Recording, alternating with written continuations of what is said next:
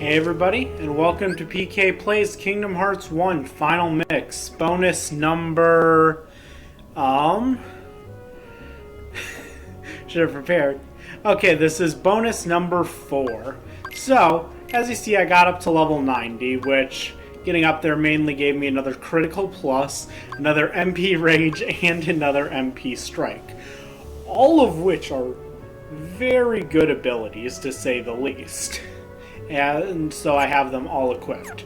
According to my notes, I am supposed to use the Lionheart this episode, as it is the only Keyblade I have which I have yet to use.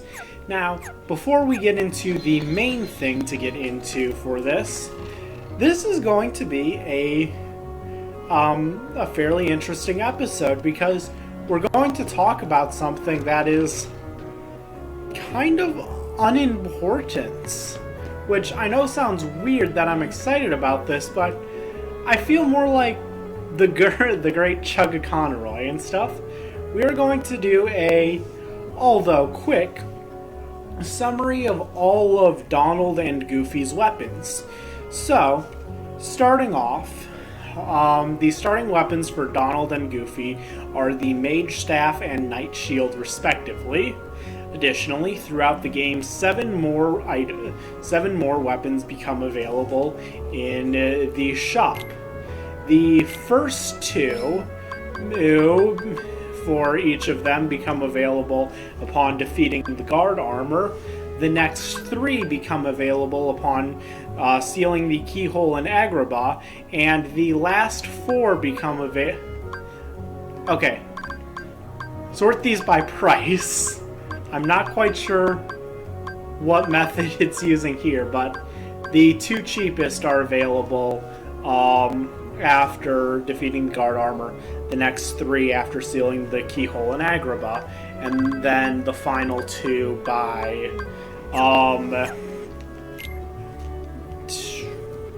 rescuing Kairi. If you want to see what any of them do, just go online.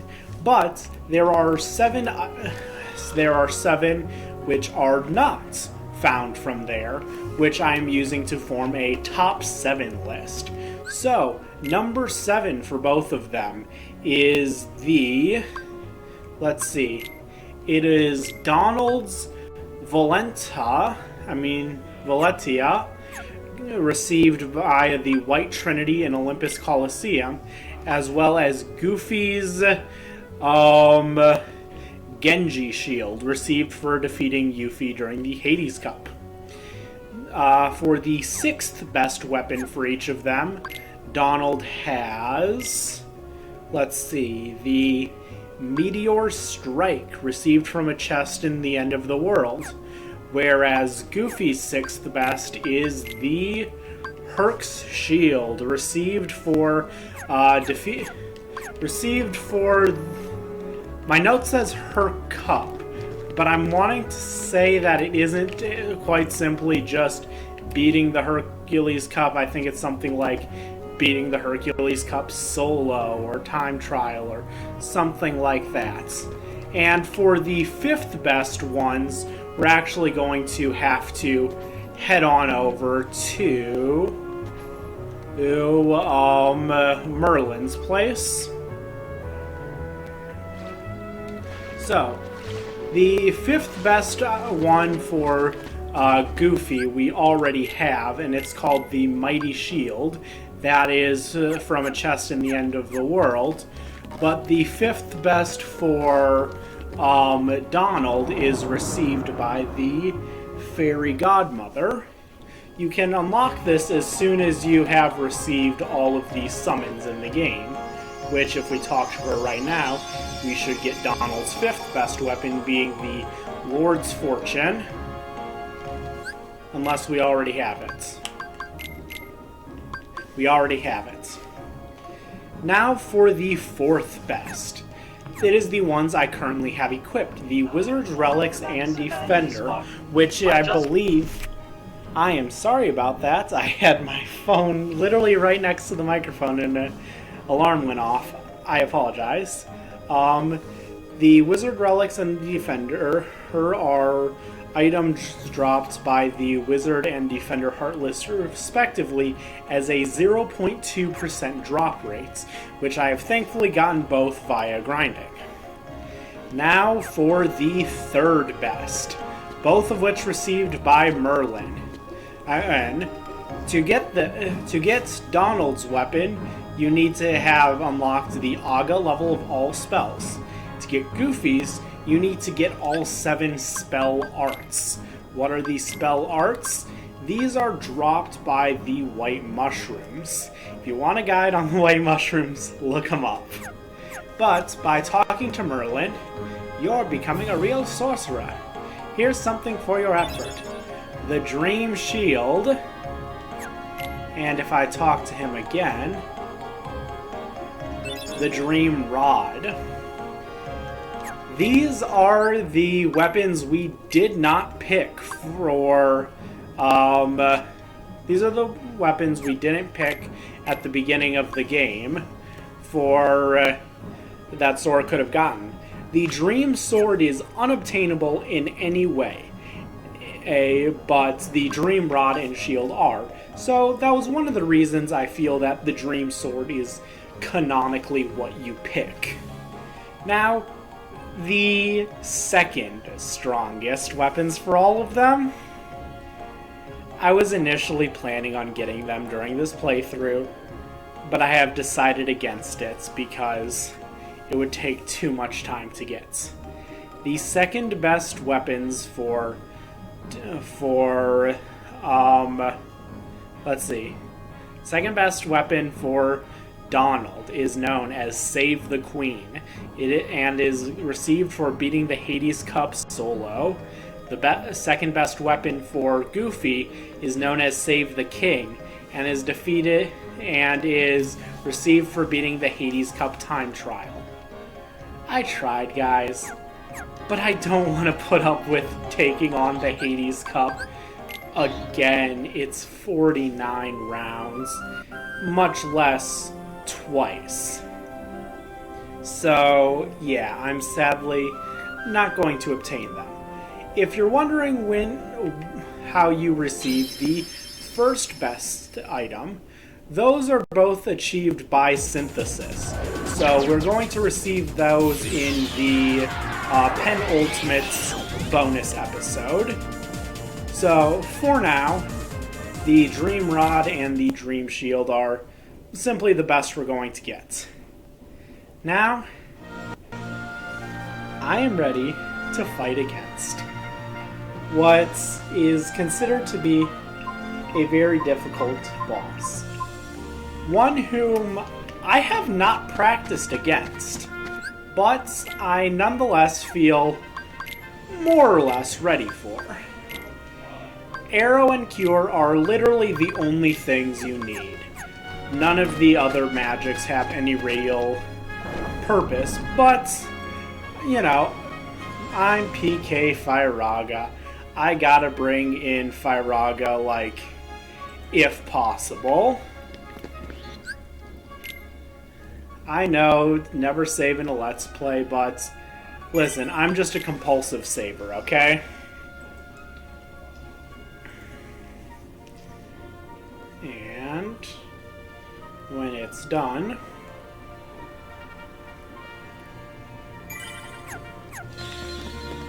now I'm gonna take a sip of this drink. Ugh.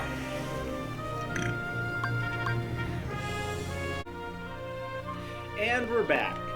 I had about 3 attempts on this guy over a week and a half ago, and at this point it's just probably going to be better for my editing if I just pretend like this is me going into the fights at the beginning. Oh, and I need to turn on the audio on my end. Like, listen. When you're fighting this man, you can't fight him without listening to his theme. This is Sephiroth, from the main antagonist of Final Fantasy VII.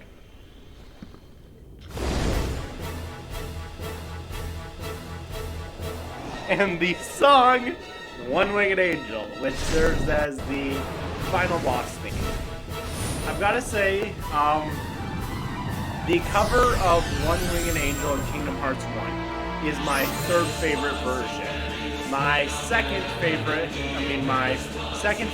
we'll get to later in the series, and my absolute favorite is a cover by a Smooth McCrew. Now, because of this guy's damage output, there's only like one move you actually fear. But, so it's kind of just a wail on it until he dies kind of guy.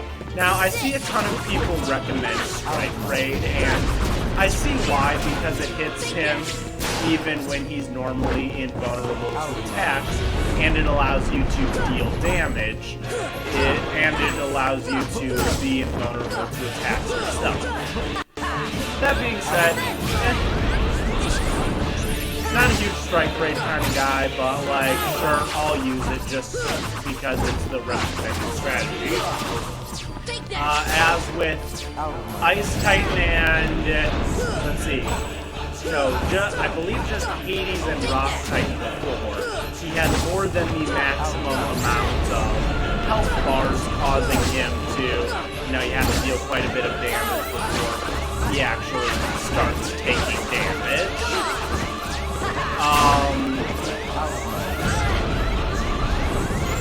Let's see, what else?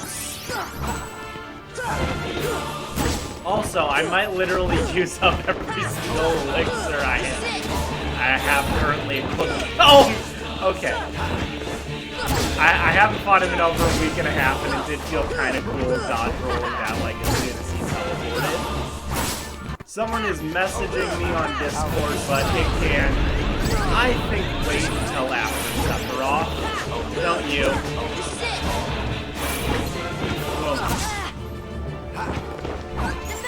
Like, I've not memorized his attacks just from, like, watching YouTube videos or fighting him a number of times. I just understand his attack patterns almost just under a sort of general knowledge of how Kingdom Hearts works. And not even Kingdom Hearts 1 specifically, because, yeah, I'm not the best at this game, but just a general understanding how attacks in the Kingdom Hearts series work. Which, yeah, it feels cool. Now this is the move you cannot let him hit. And he did hit it, and I'm dead. Okay, so he will teleport and begin casting a spell. Should that spell go off, he will set you to 1 HP and 0 MP. In which case, and although the Leaf Bracer allows you to use pure spells without a chance of being hit, it does not give you the same courtesy when it comes to elixirs. If you hit him while he is midway through casting the move, then you're not going, then you're able to stop him from doing so.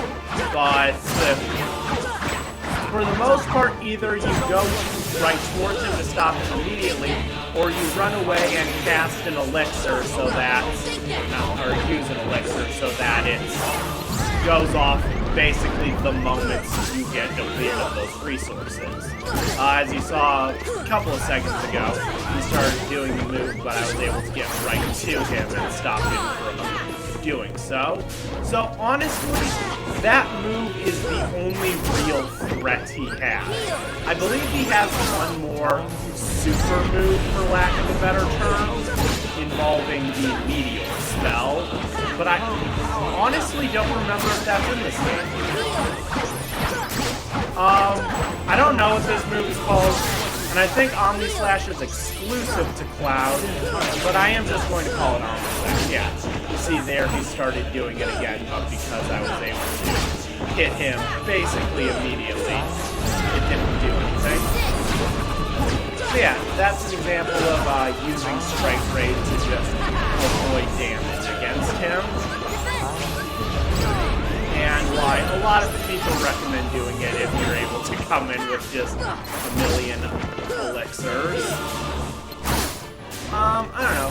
Personally, I'm not a fan of the limit moves from Kingdom Hearts.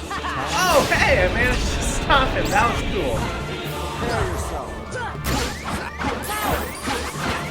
Now you see, this is a good use of the limit move because although it doesn't do any damage, it literally just makes you immune to his damage.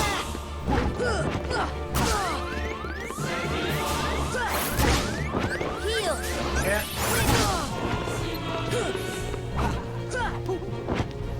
Oh yeah, you might have seen I unequipped my rare combo finishers. That being things like what is it? Like there's one gravity break that's no, there's one like stun whatever that says 30% chance after finisher you deal a stun impact, yeah, and then there's like gravity break or whatever. I unequipped all of those because they honestly don't work well against Sephiroth. They kind of mess with none of them work on Sephiroth, and they just leave you open to attacks more than anything.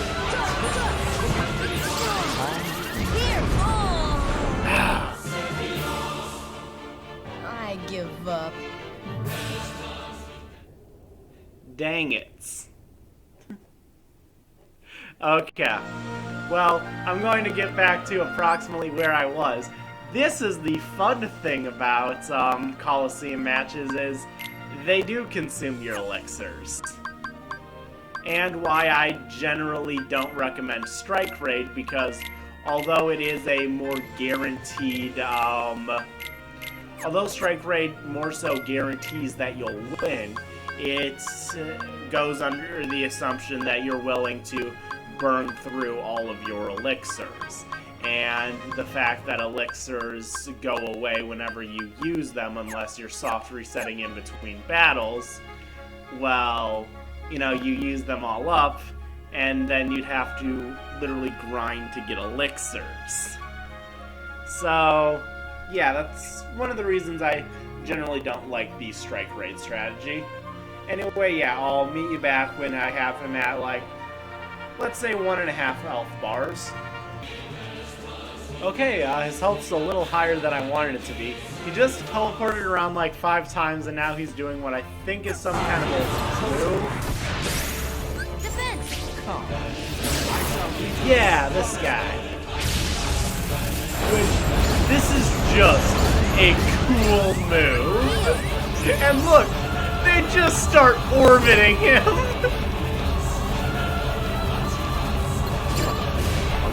And then they explode. And then the, like, star thing he made explodes. And now he just spawns those as he goes around. I forgot how hard Sephiroth is. Oh, God. Oh, he is... I underestimated him. Oh, I am admitting straight up that I completely forgot this phase was a thing. Oh man, I might die.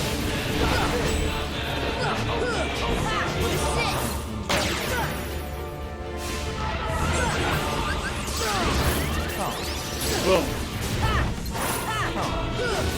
Yeah. I just am going to be spamming Strike Raid and hopefully win. That's really my only strategy at this point. Because it just gives me a lot of invulnerability. No! No! I cast arrow!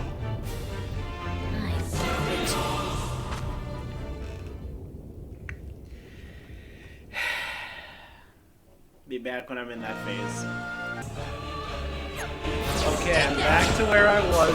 Hopefully I don't make the same arrow mistake I did before. Okay, so I just spammed Strike Raid, and I survived. If my arrow runs out, I make sure that my health isn't low before trying to heal it. Because, yeah.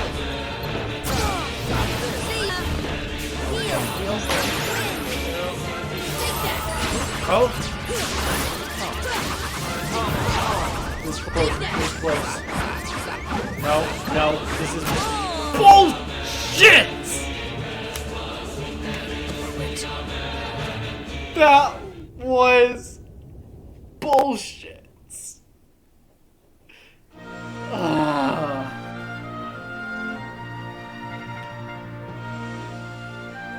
At this point, I'm just gonna show you what happens when you beat him. BRB. Okay, I got this. I just need to hit him with a few more strike rates. No, we're doing this BS again. Okay, strike rate. Okay, and no! No!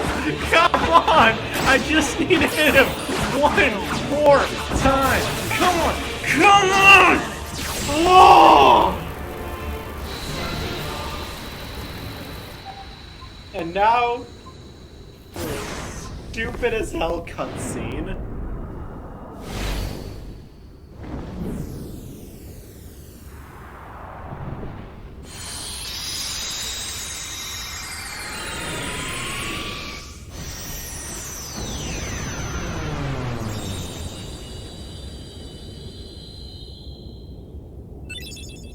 Sora obtained one winged angel and Ansem report number 12. Nothing to it. You get the achievements. One winged angel.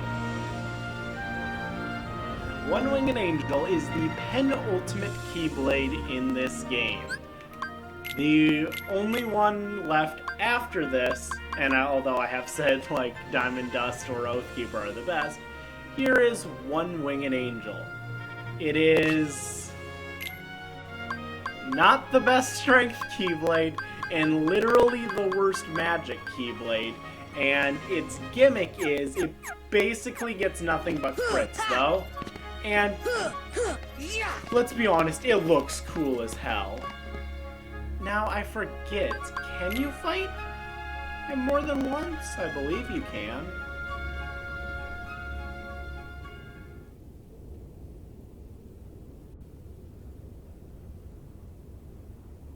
Yeah, you can just fight him more than once if you want. But we're not going to do that. And although I'll recheck my notes momentarily, I believe this is all for the fourth bonus episode of PK Plays Kingdom Hearts 1 Final Mix. Next time, we are going to... Let's see. This is the cutscene This was the cutscene I was thinking about. Okay. I was wondering where the hell this was.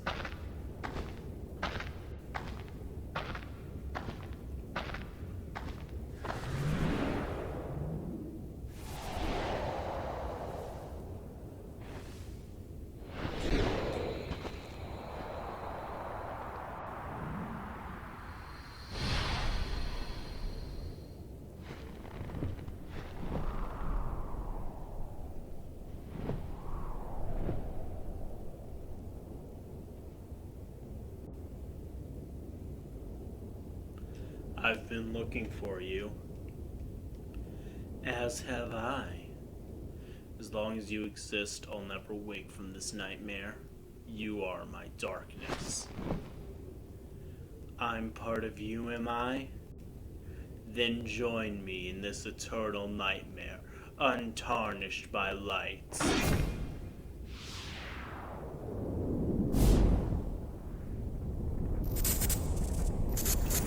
I forgot they're just going Super Saiyan 2.